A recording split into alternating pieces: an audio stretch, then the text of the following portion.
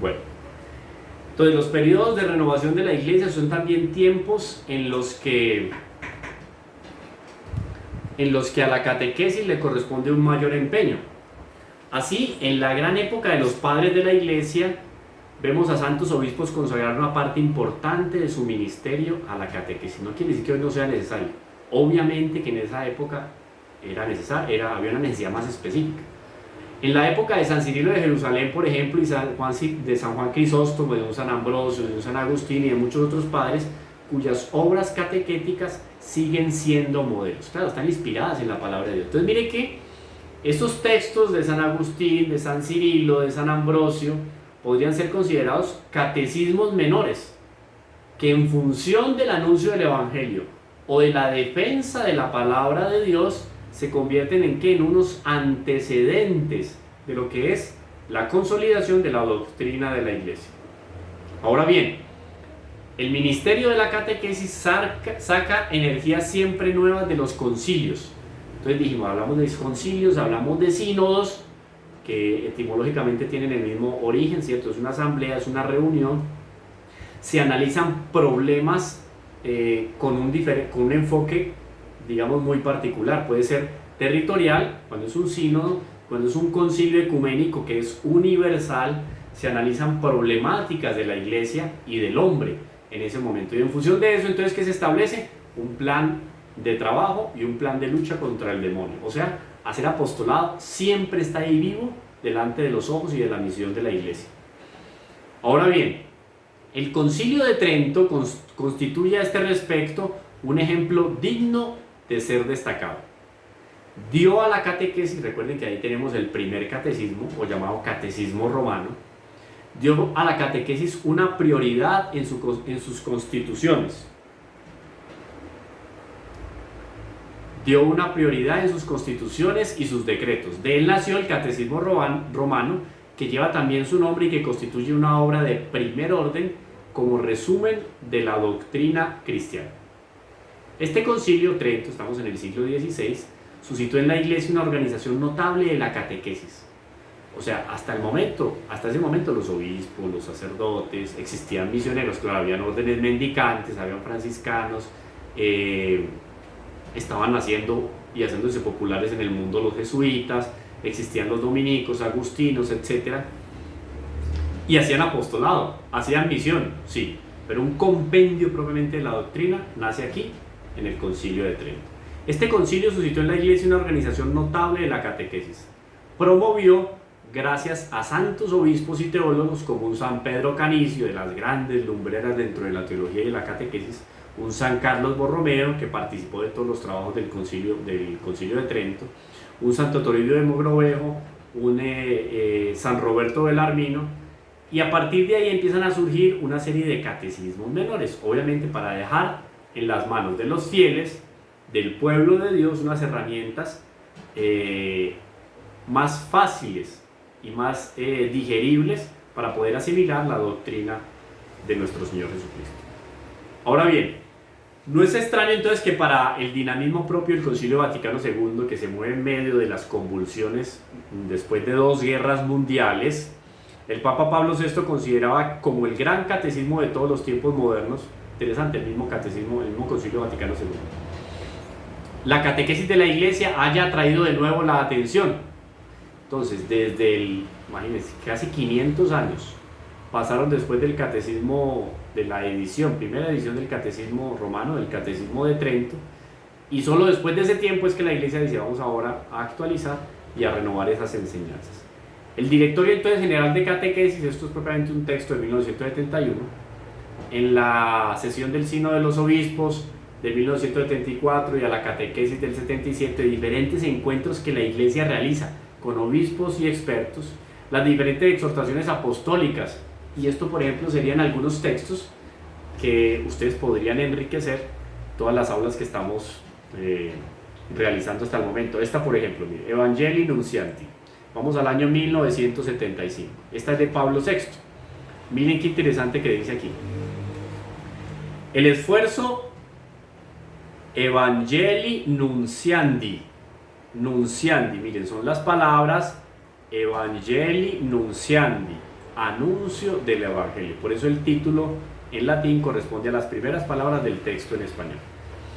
El esfuerzo orientado al anuncio del Evangelio, Pablo VI, a los hombres de nuestro tiempo, exaltados por la esperanza, pero a la vez perturbados con frecuencia por el temor y la angustia, es sin duda alguna un servicio que se presta a la comunidad cristiana e incluso a toda la humanidad. Usted quiere hacerle un bien a alguien, el mejor bien que usted le puede hacer a una persona es darle a conocer la palabra de Dios. Ahora, yo la palabra de Dios la voy a conocer simple y llanamente leyendo o comentando un texto de la Sagrada Escritura. No, ya dijimos que va mucho más allá. Está el testimonio, está la proyección de esa palabra de Dios en mi comportamiento. Es una manera de predicar el Evangelio. O sea, el mejor aporte que nosotros le hacemos a las necesidades del mundo contemporáneo es llevar el mensaje y la palabra de Dios a toda la humanidad. Ahora bien, de ahí que el deber de confirmar a los hermanos que hemos recibido del Señor al confiársenos la misión del sucesor de Pedro. Miren cómo él hablaba en plural majestático, ¿no? Es un lenguaje muy bonito que utilizaba la iglesia. Miren la manera de escribir.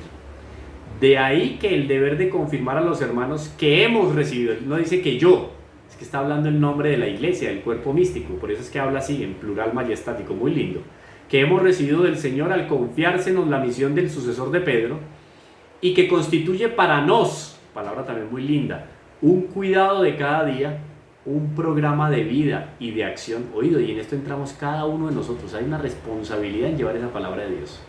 A la vez que un empeño fundamental de nuestro pontificado, ese debe ser, decimos, nos parece todavía más noble y necesario cuando se trata de alentar a nuestros hermanos en su tarea de evangelizadores. Ahí entramos todos nosotros, a fin de que en estos tiempos de incertidumbre, por Dios, estamos en el año 1975, imagínense, 1975, a fin de que en estos tiempos de incertidumbre y malestar la cumplan con creciente amor, celo y alegría. Ahí están, 3 elementos para nosotros llevar y anunciar la palabra de Dios, con amor, con celo, o sea, con entrega, con pasión y con alegría.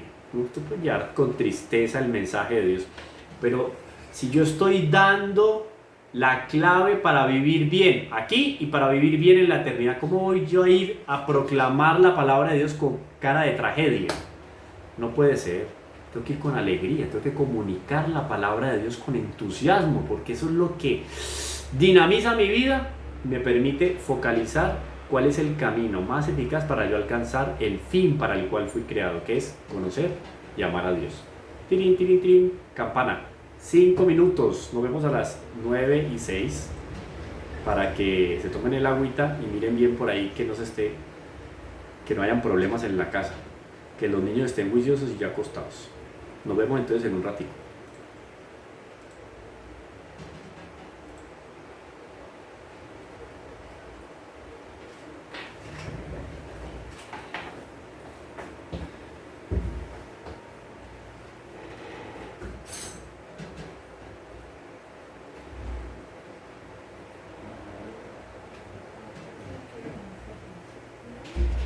No, ya vamos a servirlo.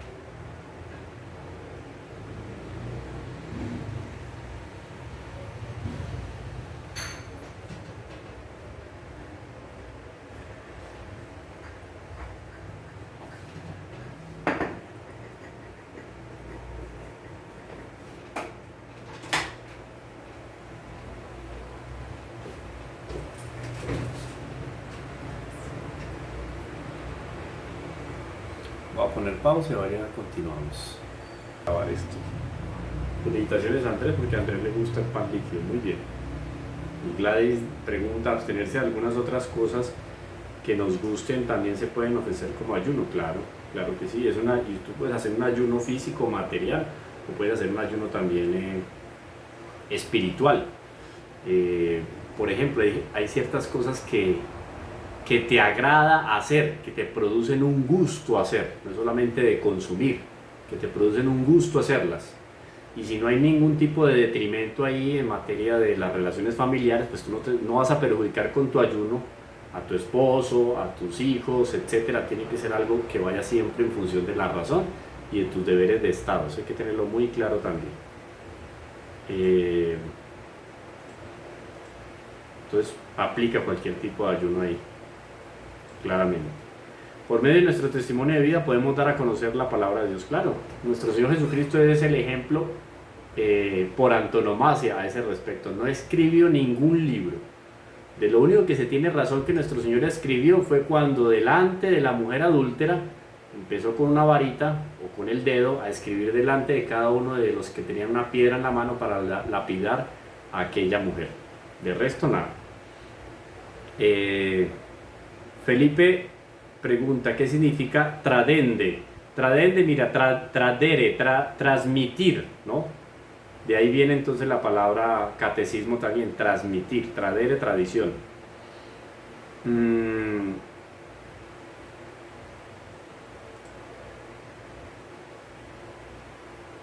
Pablo no escucha. Ustedes me están escuchando, ¿sí?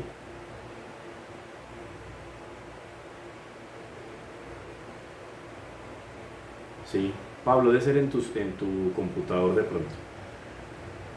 Bueno, listo. Pasamos entonces al texto. ¿Qué continúa aquí entonces en nuestro itinerario, nuestra bitácora de trabajo? Vamos a inspirarnos entonces en la tradición de los catecismos que articulan la catequesis en 4 pilares. Ya habíamos visto algo de eso en el inicio. La profesión de la fe bautismal es el símbolo de los apóstoles con todos sus artículos. Los sacramentos, ¿no? La liturgia obviamente ahí entra, y la oración del creyente. Miren que se asemeja también al mismo trabajo que realizó Santo Tomás de Aquino en la estructuración de la Suma Teológica. Entonces, en la primera parte, los que por la fe y el bautismo pertenecen a Cristo deben confesar su fe bautismal delante de los hombres. Entonces, como bien decía ahora una de los comentarios de ustedes en el chat, por el testimonio y por la palabra. Para esto, en el curso se expone en primer lugar en qué consiste la revelación por la que Dios se dirige y se da al hombre, y la fe por la cual el hombre responde a Dios. ¿Qué es la fe entonces? Es la respuesta amorosa a Dios. ¿Quién toma la iniciativa de manifestarse y de revelarse? Dios. Dios se abaja y se revela al hombre, y el hombre le da una respuesta amorosa a Dios. El símbolo de la fe, llamado entonces ese pequeño compendio respecto a los pilares fundamentales de nuestra doctrina, el símbolo de la fe, el credo, resume los dones que Dios hace al hombre como autor de todo bien, como redentor, autor de todo bien, redentor, santificador, y los articula en torno a 3 capítulos. La fe en un solo Dios, el Padre Todopoderoso, el Creador, y Jesucristo, su Hijo nuestro Señor y Salvador, y el Espíritu Santo en la Santa Iglesia. Es muy interesante. Entonces, Padre, Hijo y Espíritu Santo. Padre, Creador, Hijo, Redentor y Espíritu Santo, Santificador. La primera parte, profesión de fe. Segunda parte, nosotros vamos a ir avanzando en función de que el tiempo nos lo vaya permitiendo. Yo quiero que ustedes pregunten todo, absolutamente todo. Yo de antemano digo, no me las sé todas. Ustedes pregunten, que yo respondo lo que puede, y lo que no, hasta como tarea puede quedar, y lo socializamos en la siguiente clase. Pero tenemos que irnos con todos los elementos muy claros. La segunda parte, entonces, vienen los sacramentos de la fe. La primera parte, la profesión de fe, y después los sacramentos de la fe. Expone cómo la salvación de Dios, esta parte, realizada una vez por todas por Cristo Jesús y por el Espíritu Santo, se hace presente en las acciones sagradas de la liturgia de la Iglesia, particularmente en los 7 sacramentos. La tercera parte ya es la vida de fe. Entonces, aquí profeso mi fe, yo declaro que creo en Dios. Aquí Son los sacramentos de la fe que me robustecen y me alimentan para consolidar esa fe. Y después, mi vida de fe, cómo se dinamiza ese proceso y esa relación que yo tengo con Dios y con los hombres. Entonces esta vida de fe, tercera parte, presenta el fin último del hombre, creado a imagen de Dios, imago Dei, la bienaventuranza, los caminos para llegar a ella, a la vida eterna, mediante un obrar recto y libre, oído, porque nadie va a alcanzar la salvación obligado. Esto es una acción libre de la voluntad del hombre, con la ayuda de la ley y de la gracia de Dios, porque el hombre por su propia naturaleza, solo la naturaleza del hombre desnuda, sin la ayuda de la gracia de Dios, difícilmente alcanza la salvación. Eso hay que tenerlo claro. Por eso es que la gracia de Dios es necesaria. Ya hablamos la otra vez de qué es la gracia. Es una participación creada en la vida increada de Dios. Entonces esa chispita de vida, Dios la coloca dentro de mí para fortalecerme y ayudarme a caminar hacia la eternidad, hacia el encuentro con Dios. Mediante un obrar que realiza el doble mandamiento de la caridad, desarrollado en los 10 mandamientos de la ley de Dios. Y ahora la cuarta parte, la oración en la vida de fe. Claro, porque si hablamos aquí de una vida de fe, hay una nota característica dentro de esa vida, que es la oración, que es el alimento. La última parte del curso entonces trata del sentido y la importancia de la oración en la vida de los creyentes. Se cierra con un breve comentario de las 7 peticiones de la oración del Señor. ¿Cuál es la oración del Señor? Padre nuestro. Muy bien. En ellas, en efecto, encontramos la suma de los bienes que debemos esperar y que nuestro Padre Celestial quiere concedernos. Y eso es muy bonito. Santo Tomás, cuando lleguemos a esta parte, vamos a tomar en consideración unos textos de Santo Tomás de Aquino donde explica el Padre Nuestro. Es una cosa maravillosa. Bueno. En síntesis, también en función de este documento de San Juan Pablo II, que lo tenemos aquí, ¿no?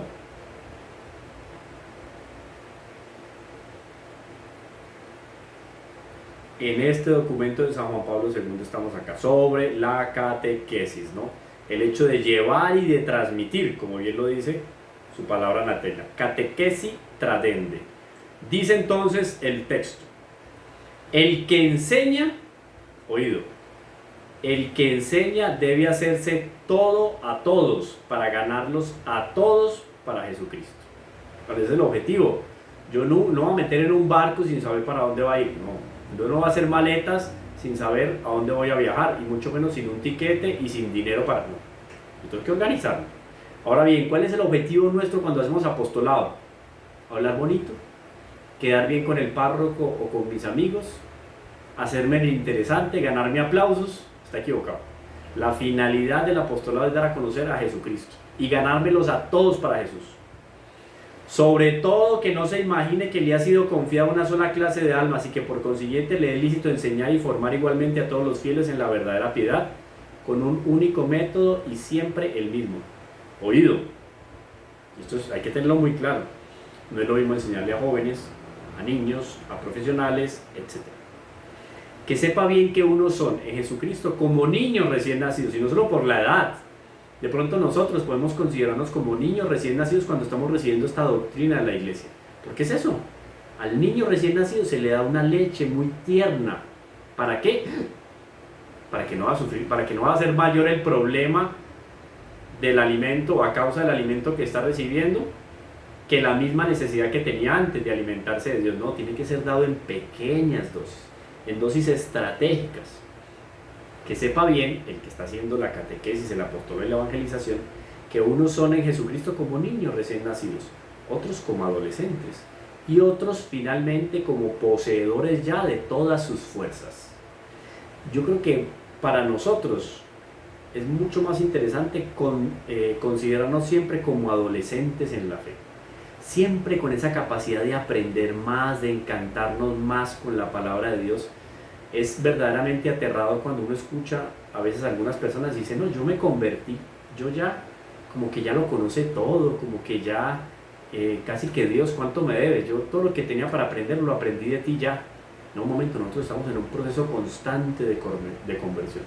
Y como estamos en un proceso constante de conversión, estamos en un proceso de conocimiento continuo de Dios.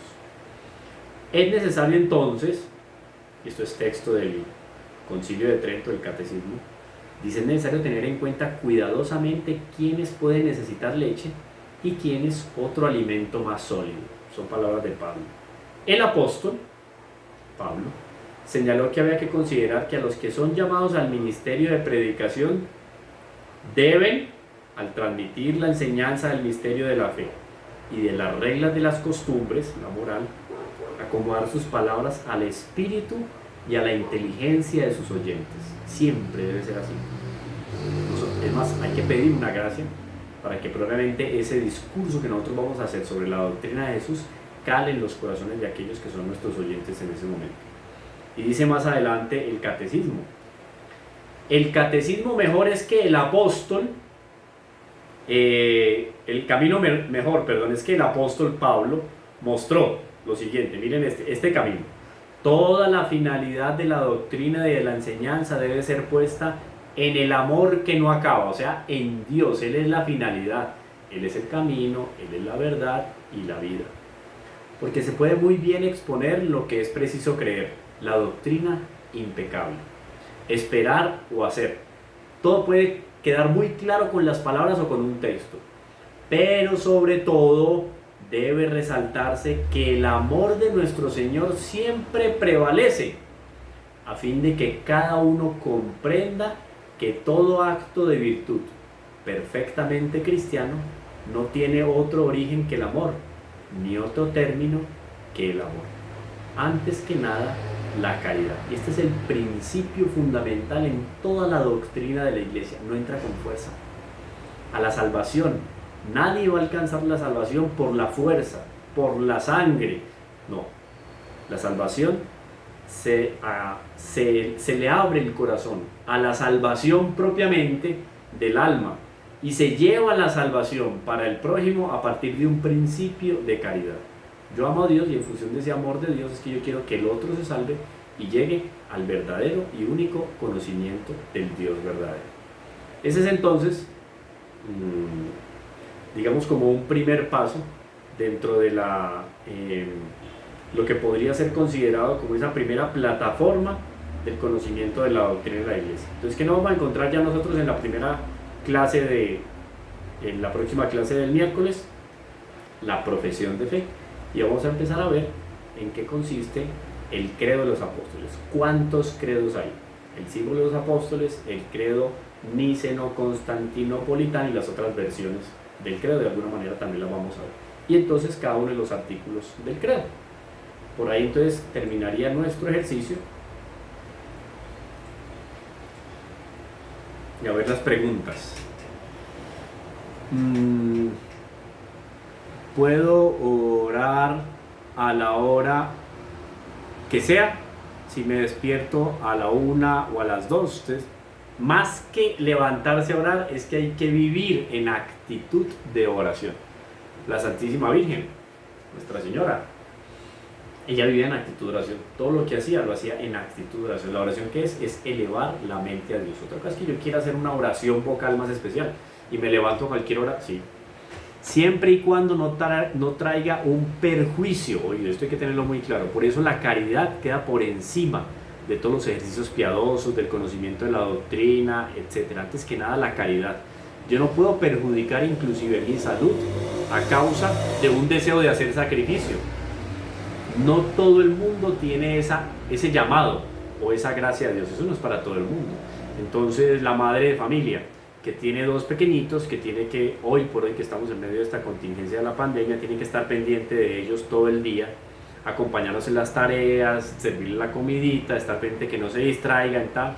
Y a la señora se le ocurre hacer una vigilia todos los días de la semana y solamente duerme bien los fines de semana.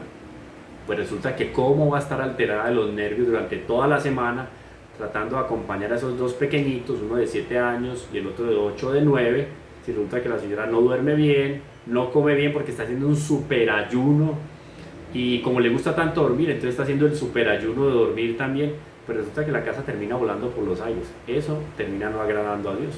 Miren que no entra, tiene que entrar algo de lógica también en la manera como yo me acerco a Dios y busco agradarle. ¿Está bien?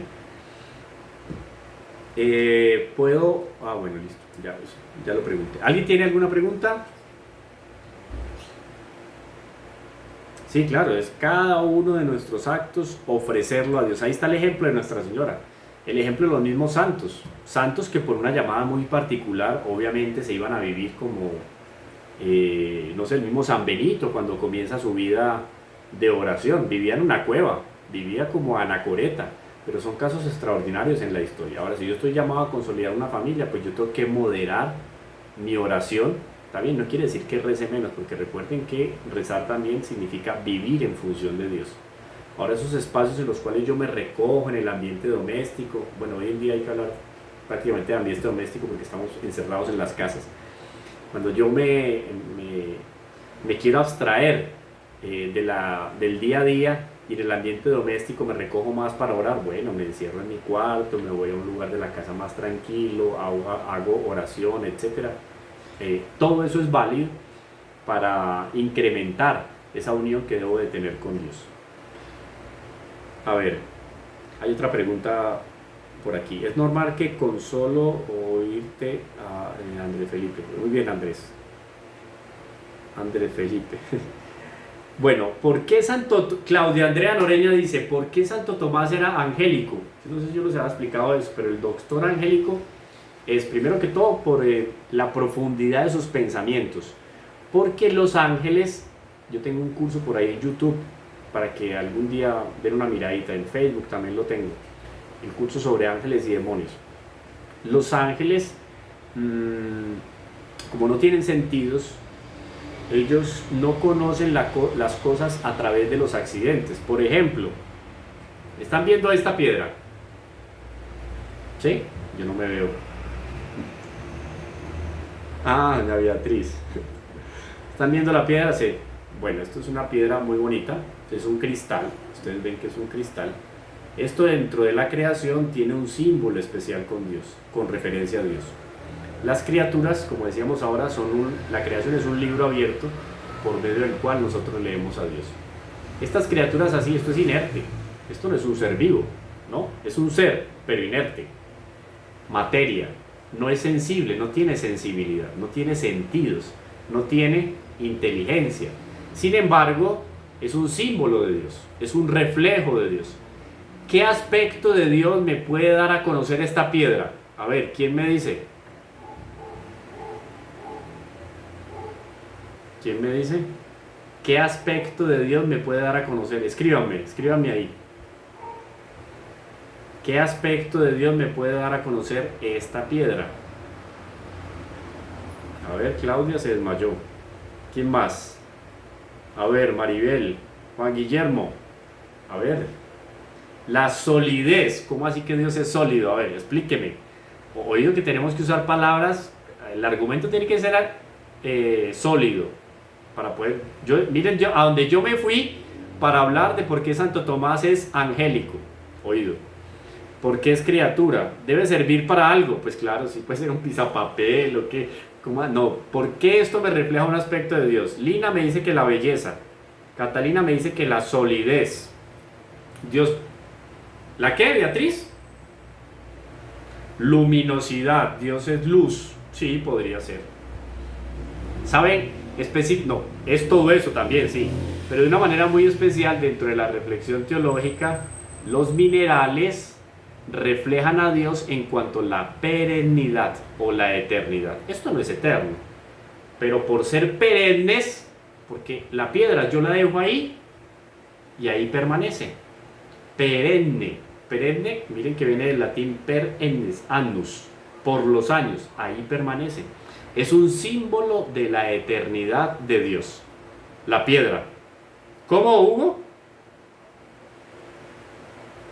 De alguna manera la inmutabilidad de Dios, a no ser por grandes presiones de fuerza o de agua también, porque normalmente estas piedras las cortan con agua, ella logra transformarse. Pero si yo la dejo ahí se queda. No es como una flor, que si yo una flor la dejo ahí, inclusive estando con tierra, agüita, llega un momento en que muere. Esta piedra no. Para una transformación de esta piedra se necesitan muchos miles de millones de años. ¿Está bien? Entonces hay un aspecto de Dios aquí que se me da a conocer. Pero yo conozco ese aspecto de Dios a través de ¿qué? Ustedes y yo, a través de los ojos, a través de los sentidos, porque veo que tiene un peso, veo que aquí es más fino, aquí es más rústico. Entonces los sentidos me ayudan a captar una realidad y la llevan acá. Estoy conociendo la piedra. Ahora, los ángeles no tienen sentidos, porque son espíritus puros. Como son espíritus puros, ellos no ven la piedra, ellos ven la esencia de la piedra. O sea, va más profundamente de lo que captan nuestros sentidos. Yo como ser humano tengo que ir a partir de los sentidos. Esto no suena, pero bueno, a partir de los sentidos, puedo poner hasta la lengua, a ver a qué sabe, puede ser salada. A partir de los sentidos yo llego a la esencia.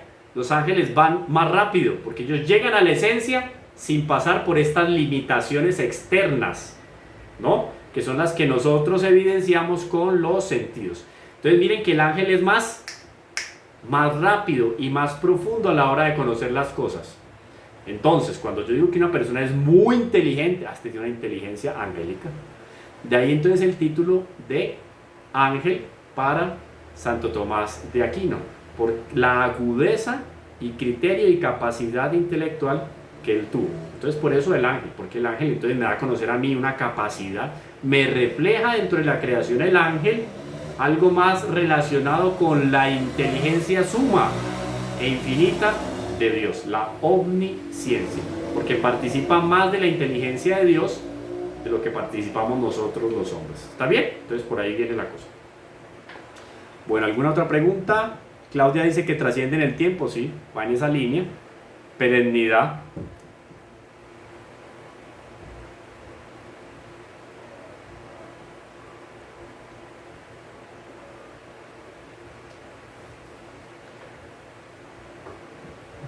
Sí, obvio, ahí va la reflexión de poder leer en el prójimo la presencia de Dios. Y uno, por ejemplo, en las religiosas de clausura, uno se encuentra con religiosas de 80, de 90 años, y usted puede decir con todas las letras, esta mujer es una belleza, porque la belleza del alma de esa persona trasciende lo que de pronto es propio, que sea correspondiente al pecado original, se evidencia. Claro, la piel, hay arruguitas, ya tiene que usar lentes para ver, etcétera, se va degenerando el cuerpo, pero el alma de tal manera brilla, ¿cierto?, que le hace ver a uno una belleza que va más allá de lo físico. Es la belleza de Dios que empezamos a conocer a través de las criaturas, pero esa belleza no la ve todo el mundo, la ve de manera más especial aquellos que tienen fe, porque en el fondo yo estoy viendo en el alma de la otra persona, estoy leyendo ¿a quién? A Dios. ¿Está bien? Bueno, sí, dime, ¿sí? ¿Quién es? Omari, sí. Ajá.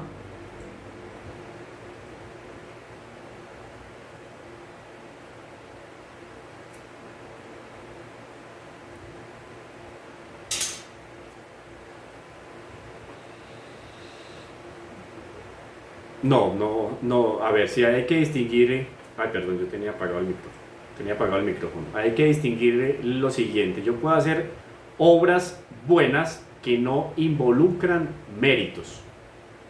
Por ejemplo, cuando una persona se encuentra en pecado mortal, puede hacer buenas obras, pero no tiene mérito por esas buenas obras. Usted puede cargar una ancianita para que pase, no sé, en vez de una autopista peligrosísima. Es una obra buena, pero de ahí a decir que es una obra de caridad, falta el ingrediente especial para ganar méritos, que es estar en amistad con Dios. Entonces una persona puede corresponder propiamente a una serie de actos o de convenciones éticas en una sociedad, y no por eso quiere decir que sea santo. De tal manera eso es serio y eso es grave, que la Iglesia solamente canoniza a aquellos hombres y mujeres que son bautizados. Eso es una prueba irrefutable de que no es solamente realizar un acto bueno, pero un acto bueno, completamente bueno, enteramente agradable a Dios, es el que es realizado por una persona que se encuentra en amistad con Dios. ¿Está bien? Entonces yo necesito creer en Dios, porque si no creo en Dios no hay amistad con Dios. Entonces es necesario ese vínculo con Dios para que mis obras tengan méritos y me ayuden a mí a alcanzar la vida eterna, ¿sí? No quiere decir que creer en Dios signifique que yo esté involucrado, afiliado o pertenezca a una confesión religiosa, porque ya lo dijimos en otra ocasión. Puede ser que yo por la ley natural considero a Dios como una realidad. Yo soy, no sé, de cualquier tribu por allá en el Amazonas que no ha visto casi que ni la luz del sol, mucho menos voy a conocer la palabra de Dios, pero soy fiel a la ley natural. Yo puedo realizar obras que me da mérito para alcanzar ¿qué? La vida eterna. ¿Está bien? Entonces eso de que no creer en Dios, pero ser una persona muy buena, va en contravía. Porque para ser una persona muy buena hay que creer en Dios. De tal manera que, repito el ejemplo, digamos, el principio clásico de que la iglesia solamente canoniza a aquellos que están dentro de la iglesia. La iglesia tiene ese privilegio de poder categorizar a hombres y mujeres como aquellos que llevaron en su vida una práctica heroica de las virtudes, pero por eso, porque estaban dentro del cuerpo místico de Cristo. Fuera del cuerpo místico de Cristo no hay santidad, no existe. ¿Está bien? Pueden existir justos, o sea, las personas se pueden salvar. Otra cosa es que alcance un nivel de heroicidad de las virtudes. ¿Está bien? Bueno. ¿Dónde podemos conseguir el catecismo romano? El catecismo en PDF en la página web, en internet se consigue fácilmente. Bueno, ¿más preguntas? ¿Alguna otra pregunta? Sí, sí, Felipe.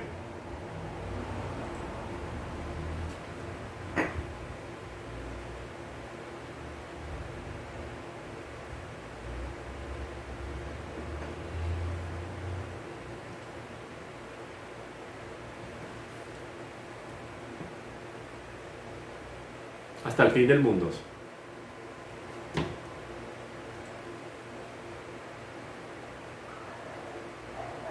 Por eso hasta el fin del mundo. Es que el fin del mundo es el fin del tiempo. El tiempo es una criatura. Nosotros estamos dentro del tiempo. Cuando el tiempo se acabe, es el fin del mundo. ¿Está bien? O sea, fin del mundo no quiere decir destrucción de todo, no. Fin del mundo es el momento en que el tiempo deja de ejercer como criatura, deja de existir. Ahí pasamos todos a la vida eterna. ¿Qué pasa después del fin del mundo? Termina el purgatorio, porque el purgatorio es temporal y todos pasamos a vivir o en el cielo o en el infierno. No va a haber ningún otro lugar para vivir.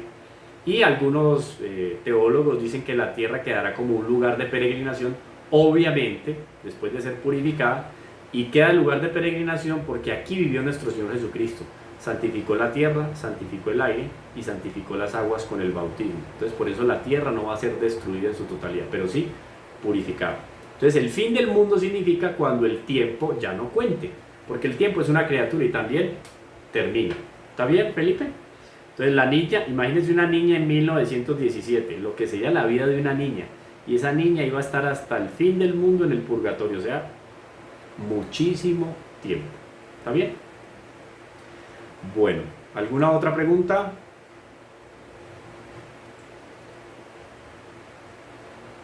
No más. ¿Listo? Bueno. Quedamos así entonces para nuestro próximo encuentro. El miércoles entonces vamos a comenzar con el credo. ¿Está bien? Y los artículos del credo. Nos vemos entonces. Prendan las camaritas en un momentico y rezamos todos, los que quieran pues también. Rezamos todos al unísono el Ave María para agradecer a Nuestra Señora por este encuentro del día de hoy. ¿Está bien? En nombre del Padre, del Hijo, del Espíritu Santo. Amén. Vamos a agradecer a Nuestra Señora por este encuentro y vamos a pedir a ella que fortalezca nuestra inteligencia, la ilumine también y nos dé la gracia de seguir creciendo en amor a nuestro Señor Jesucristo y a su Iglesia. Vamos a rezar entonces un Ave María, todos. Dios te salve María, llena eres de gracia, Señor es contigo, bendita tú eres entre todas las mujeres y bendito es el fruto de tu vientre, Jesús. Santa María, Madre de Dios, ruega por nosotros pecadores, ahora y en la hora nuestra muerte. Amén. Si no me equivoco, hoy es el día de San Lorenzo Mártir, ¿no? San Lorenzo Mártir, que murió en una parrilla. Cuando San Lorenzo estaba siendo asado en la parrilla, tenía tal fortaleza que le dijo a los verdugos: bueno, ya me pueden pasar, cambiar de lado, porque por el otro lado ya queda asado. Y murió en una parrilla. Uno de los grandes santos, patrono de nuestra ciudad. Entonces vamos también a invocarlo a él para que nos proteja. San Lorenzo, ruega por nosotros. San Lorenzo, ruega por nosotros. San Lorenzo, ruega por nosotros. Que las almas de los fieles difuntos, por la misericordia de Dios, descansen en paz. Amén. En nombre del Padre, del Hijo, del Espíritu Santo. Amén. Dios los bendiga. Nos vemos el miércoles. Chao. Chao.